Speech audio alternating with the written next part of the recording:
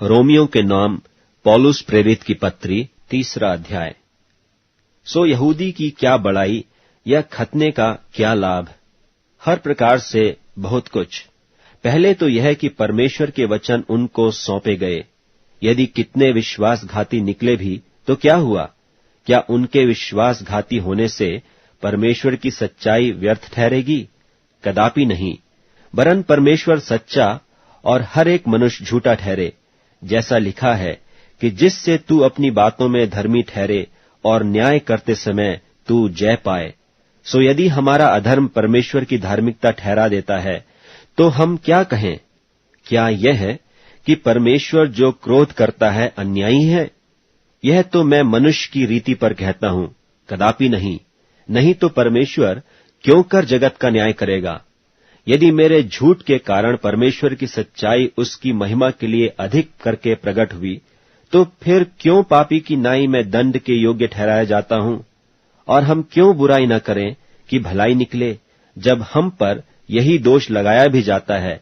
और कितने कहते हैं कि इनका यही कहना है, परंतु ऐसों का दोषी ठहराना ठीक है।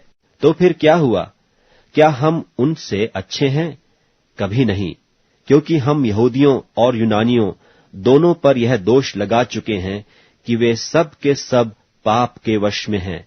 जैसा लिखा है कि कोई धर्मी नहीं, एक भी नहीं, कोई समझदार नहीं, कोई परमेश्वर का खोजने वाला नहीं। सब भटक गए हैं, सब के सब निकम्मे बन गए, कोई भलाई करने वाला नहीं, एक भी नहीं। उनका गला खुली हुई कब्र है, उन्होंने अपनी जीभों से छल किया है, उनके होठों में सांपों का विष है, और उनका मुंह श्राप और कड़वाहट से भरा है।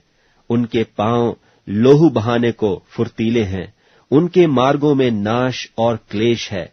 उन्होंने कुशल का मार्ग नहीं जाना, उनकी आंखों के सामने परमेश्वर का भय नहीं। हम जानते हैं कि व्यवस्था जो कुछ कहती है उन्हीं से कहती है जो व्यवस्था के अधीन है, इसलिए कि हर एक मुंह बंद किया जाए और सारा संसार परमेश्वर के दंड के योग्य ठहरे।